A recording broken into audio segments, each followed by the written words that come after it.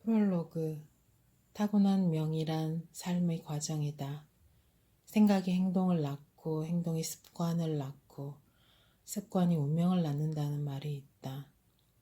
운명은 사주팔자라는 운명지도로 해석해 볼 수 있다. 자신이 무엇을 하고 어떻게 살아왔는지 관찰하며 여러 사건을 다른 시각으로 살피는 것이 인생의 해석이다. 해석 방식을 바꾸면 다른 삶의 행운을 열 수 있다. 10여 년 전 스승님에게 명리학을 배울 때 내 사주팔자를 들여다보았다. 처음 내 사주를 하나하나 배워갈 때는 신기하기도 했고 절망하기도 했다. 사주팔자에 나만의 인생 지도가 존재한다는 사실에 놀랐었고 그 지도를 따라 내 욕망이 일어나고 있었다는 사실이 무섭기도 했었다. 자고로 지도는 길을 안내한다. 운명 지도는 인생 설계도이다. 완성된 지도가 아니다. 내 운명 지도에는 어떤 길이 어디로 뻗어 있는지, 가다 보니 어디가 막혔는지, 어디로 가는 길이 빠른지 가끔 들여다봐야 한다. 설계도는 언제든지 변경이 가능하다. 운명 설계도 변경은 곧 운명 지도 변경이다. 지도는 가르침이다. 삶의 방향이나 목적을 인도해준다. 운명 상담을 하면서 많은 사람들이 나의 상담에서 도움을 받고 자신의 삶을 긍정적으로 바꿔가는 모습을 보며 이런 이야기들을 더 많은 사람과 나누면 어떨까 생각하였다. 그 방법 중 하나로 책 쓰기를 떠올렸다. 운명 상담 현장에서 직접적으로 부딪히는 삶의 문제들을 명리학적 시선으로 풀어보고 또다시 그 문제에 맞는 책을 권해줌으로써 독자가 현명하게 삶의 문제를 해결하는 데 도움을 주고자 한다. 삶의 많은 어려움에 부딪힌 사람들이 내 책을 펼쳤을 때 작은 힌트라도 얻기를 바란다. 더불어 인생을 먼저 겪어낸 사람들의 지혜가 모인 책을 통해 운명 지도를 읽어가는 지름길이 보이기를 바라는 마음에 이 책을 썼다. 삶의 갈림길에서 방황할 때 무덥던 여름이었다. 모녀가 상담 왔었다. 들어보니 딸이 4년간 근무하던 미용학원 일을 접고 친구랑 새로운 일을 시작하겠다고 한다. 어머니는 딸이 안정된 직장 생활을 하며 노력한 만큼 성공하길 바라는 마음을 괜한 타박으로 대신했다. 그런데 어머님의 말씀을 잠자코 듣고 있던 딸 피가 눈물을 보이기 시작했다. 내 말에 위로를 얻어서일까? 아니면 자신의 지난 4년을 돌아보면서 느낀 감정일까? 중요한 것은 피의 인생이자 피의 고민이지 어머니의 고민이 아니다. 딸이 새로운 일을 하려고 하는데 잘 되는지 봐주세요. 뭘 하시려고요? 친구가 하는 네일샵에서 속눈썹 붙이는 일을 해보려고 해요. 월세만 절반 내주면 샵 한쪽을 사용하게 해준다고 같이 해보자고 하네요. 딸이 지난 4년 동안 미용학원 강사를 해왔어요. 정말 열심히 했는데 이렇게 그만두니 딸의 인생이 실패한 것 같네요. 네? 인생의 실패라뇨? 이제 겨우 26의 딸에게 엄마가 할 소리는 아닌 것 같습니다. 그 나이는 아직 사회에 첫 발조차 내딛지 않은 청춘들이 많아요. 무슨 그런 말을 하세요? 그렇게 열심히 하더니 끝이 안 좋으니 하는 소리죠. 끝이 안 좋다니요? 직장 다니다가 그만두면 모두 인생이 실패한 것이고 끝이 안 좋은 건가요? 옆에 따님이 앉아 계시는데도 표현이 너무 심하시네요. 아직 진로 결정을 못하거나 학업 중이어서 사회에 첫 발을 내딛지 못한 사람들이 많은데요. 따님은 다행히 자신에게 맞는 일을 찾아 4년이나 열심히 할 수 있어서 얼마나 감사합니까? 사람이 여러 사정으로 직장을 그만둘 수도 있고 시작한 사업을 접을 수도 있는 것 아닙니까? 그럼 어머니는 딸이 미용학원 강사로 평생 일하리라 생각하셨나요? 아니, 잘 돼서 그만둔 것도 아니고 그렇게 열심히 하더니 이제는 그 일을 다시는 하기 싫다며 넌더리를 내니까 하는 말이죠. 그리고 26은 나이를 먹을 만큼 먹은 것 아닌가요? 제대로 된 일자리도 없이 직장을 그만두니까 답답해서 하는 소리예요. 딸이 겨우 26살인데 얼마나 안정된 삶을 살아주리라 생각하셨나요? 어머니는 그 나이에 안정된 삶을 꾸리셨나요? 같은 또래 중에 정확한 진로조차 잡지 못한 사람들이 더 많습니다. 어쩌면 당연한 거고요. 그동안 어린 나이지만 자신의 기술을 가지고 한 직장에 4년이나 다녔다는 것이 오히려 기특한 일이라 저는 생각합니다. 사람이 일을 하다 보면 아무리 자신이 좋아서 하는 일이라도 갈등할 때가 있고 하기 싫은 때도 있고 그런 것이 당연한 것 아닐까요? 따님이 돈 버는 기계는 아니잖아요. 사람은 감성이 있고 건강이라는 것도 있고 기분에 따라 몸의 컨디션에 따라 마음이 변할 수 있어요. 정말로 좋아하던 일이 싫어지기도 하고 전혀 관심이 없고 싫어하던 것을 어느 순간 좋아하게 되기도 합니다. 좋아하는 것이 변하기도 하고요. 그러나 잘하는 것은 하다 보면 즐거워집니다. 딸이 직장 그만두고 쉬는 동안 이런 식으로 말해오셨나요? 제가 딸 입장이었다면 정말 엄마가 싫을 것 같습니다. 그랬죠. 기껏 해오던 일을 별다른 이유 없이 그만두었으니 인생이 실패한 것 같아서 딸에게 그렇게 말해왔어요. 정신 차리라고. 너무하십니다. 월급 받으면서 직장 다녀야 성공한 인생이고 직장 그만두면 실패한 인생이라는 그 말은 제가 듣기에도 참 아프고 매몰찹니다. 따님의 가슴에 상처가 되는 말입니다. 보셔요. 지금 딸이 우리 대화를 들으며 곁에서 울고 있잖아요. 그런 아픈 말을 안 하시면 좋겠습니다. 다니던 직장 그만두었다고 엄마가 딸에게 인생 실패라는 단어와 끝이 안 좋다는 말을 사용하는 모습이 가슴 아프네요. 나이 26이 뭐가 적은가요? 당연히 제약거림을 해야 하는 나이죠. 물론 생각하기에 따라 적은 나이는 아닐 수 있죠. 그러나 성공과 실패를 이야기하기에는 너무 어린 나이예요. 이제부터 시작해도 충분한 나이란 말입니다. 우리나라에, 아니 세계적으로 26살에 제 인생 앞길을 열어 제대로 걸어가고 있는 사람이 몇이나 될까요? 설령 제 앞길을 열어서 가고 있다고 해도 그 삶이 계속 평탄한 길이라는 보장이 어디 있습니까? 어머니는 살아오시면서 인생에 전진만 있던가요?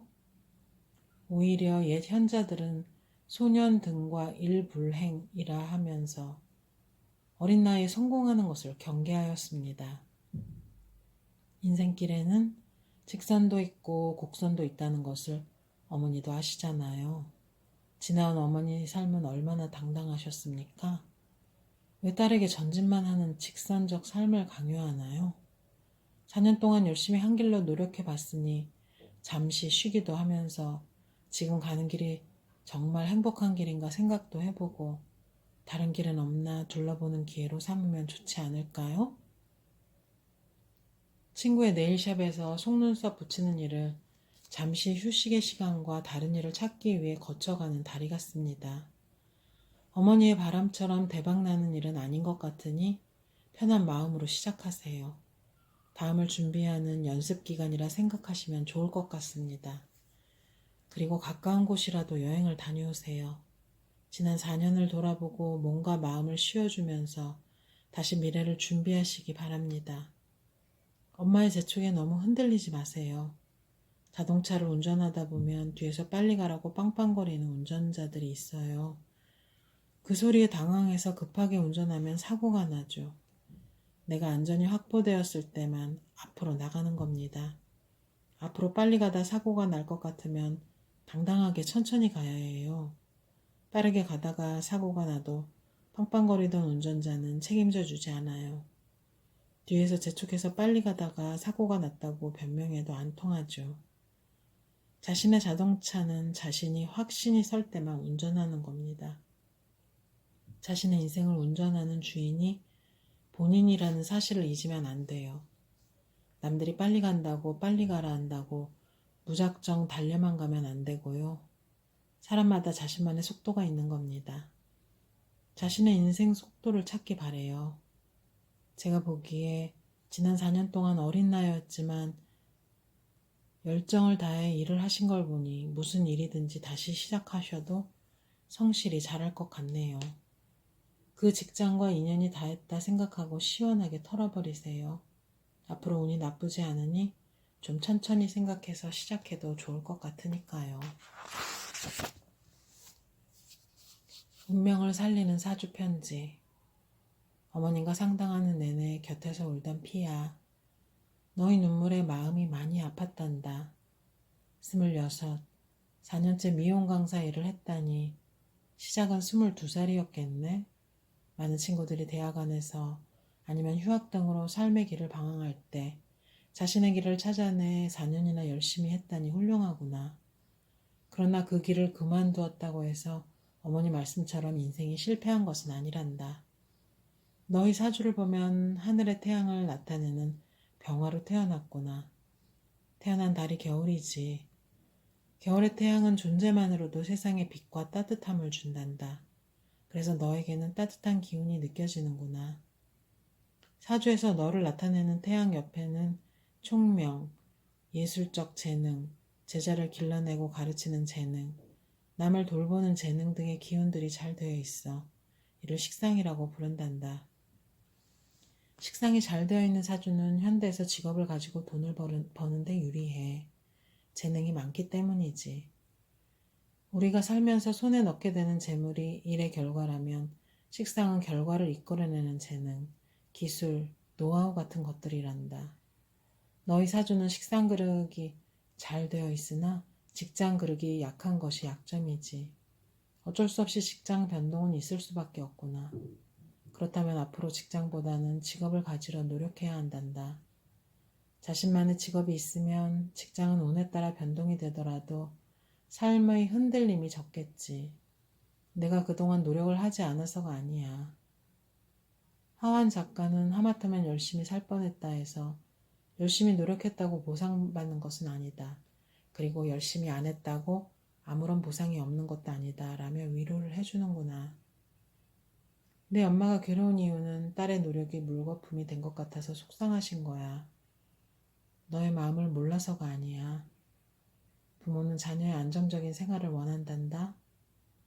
불안한 세대를 살아오신 많은 부모들은 삶의 기준을 안정해 두고 있거든. 고미숙 고전 평론가는 조선에서 백수로 살기라는 책에서 불안한 부모들의 심리와 젊은이들의 욕망을 정확히 말해주고 있단다. 대학에 가야 하는 이유도 취업을 해야 하는 이유도 다 거기에 있다.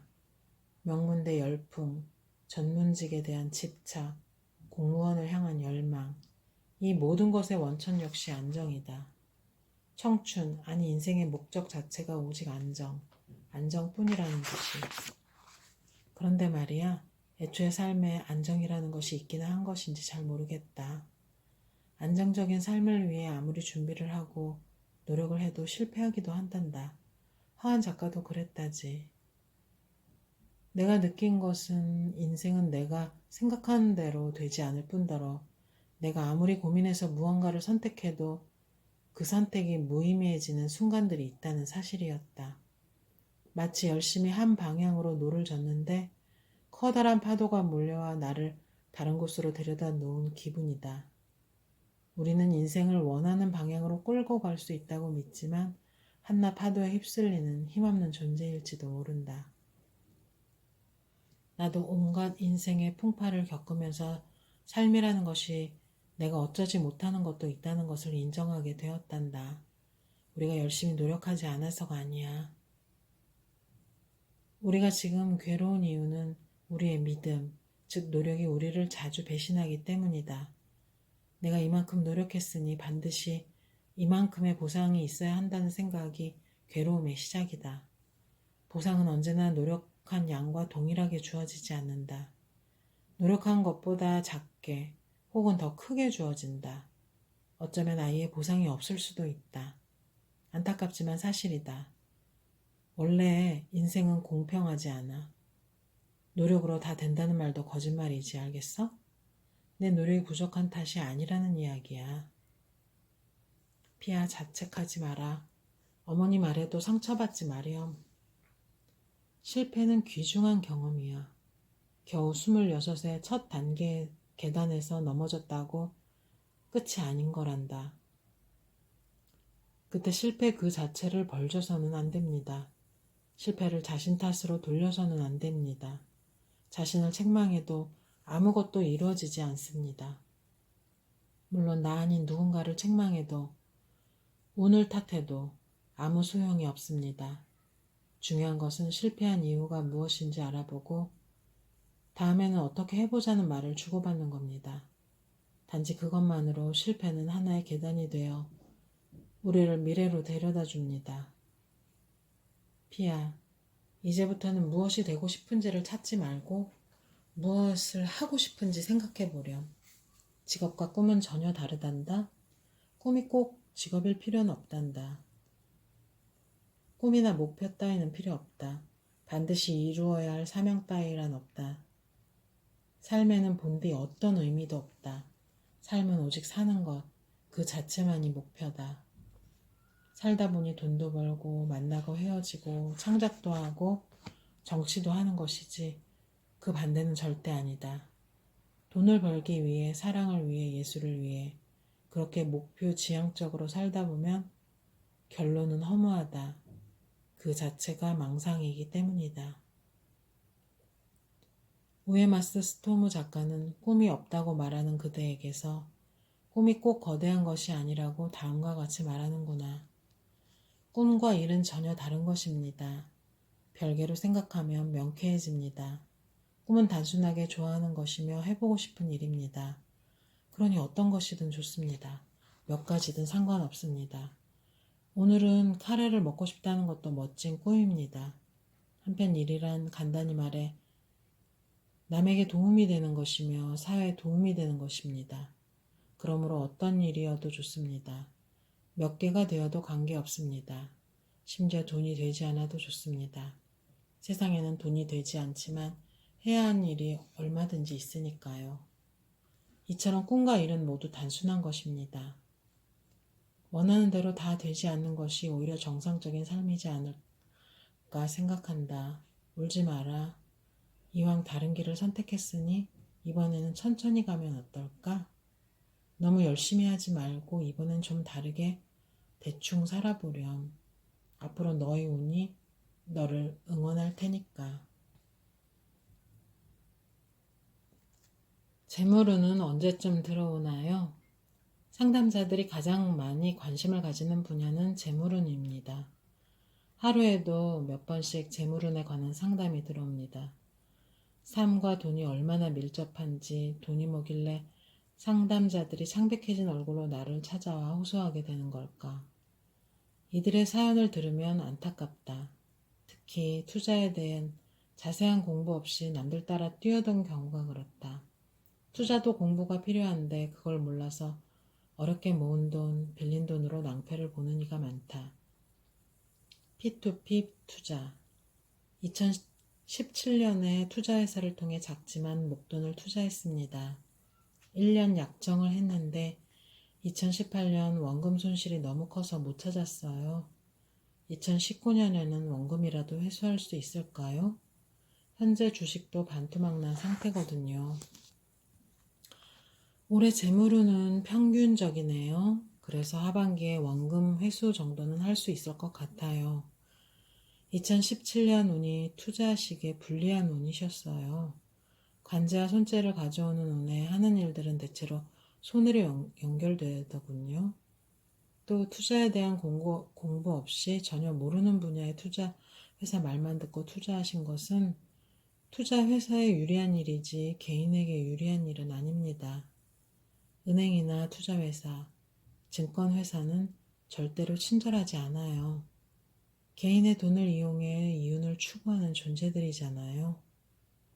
수수료라는 명목이 바로 그거예요. 때로는 수수료 때문에 원금 손실이 생기는 경우가 많아요. 그랬군요. 목돈이 조금 생겨서 여윳돈을 불려볼까 했었어요. 단기간에 돈이 불릴 수 있다는 말에 수수료 생각은 가볍게 했네요. 벌써 약정한 기간보다 1년이 지나가고 손해를 보고 있으니 원금이라도 되찾고 싶은 심정이에요. 운으로 봤을 때 올해는 원금 회수 정도 가능할 것 같으니 조금 더 기다려 보시면 좋겠습니다. 그동안 투자에 관련한 책들을 공부해 보길 권해드려요. 아파트 청약. 아내가 무리하게 우리 것과 처형내 청약통장을 이용해서 아파트 청약을 신청했어요. 그러다 덜컥 아파트에 당첨되었습니다. 지금은 제 월급으로 아이들 공부시키며 살아가고 우리가 살고 있는 아파트 대출금 상환을 해나가고 있는 중이에요.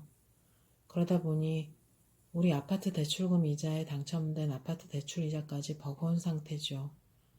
2018년 3월부터 돈이 저를 괴롭히기 시작했습니다. 집안에 현금이 바닥이 났거든요. 설상가상으로 당첨된 아파트들이 대출 규제에 걸려 팔지도 못하게 되었어요. 프리미엄이나 조금 먹고 빠지려 했던 것이 발목이 잡힌 거죠. 언제쯤 이 문제들을 해결할 수 있을까요? 매매운은 있을까요? 올해 매매운은 있습니다만 정리하는 수준일 것 같습니다. 한동안 여기저기서 아파트 당첨이 곧 로또 당첨이라는 말이 들려왔지요. 그러나 부동산 경기가 좋을 때도 미처 팔리지 않은 아파트를 고스란히 떠안아서 무척 힘들게 지내시던 분들이 있었어요. 경기 탓도 있지만 자신의 재물운과 관련이 있더군요. 자신이 공부하지 않고 남들이 하는 대로 시작하는 투자는 언제나 손실이 있었습니다. 부동산 투자는 정부 정책과 인구 구조에 영향을 받으니 그쪽에 관심을 가지셔야 해요. 그저 남이 벌었다니까 나도 해볼까 하고 달려들면 이런 어려움을 겪지요. 올해는 조금 풀리는 재물 운이니 겨우 정리하는 수준에서 해결을 봐야 할 것 같네요. 운명을 살리는 사주 편지. 투자 손실에 힘들어하는 K씨와 O씨에게.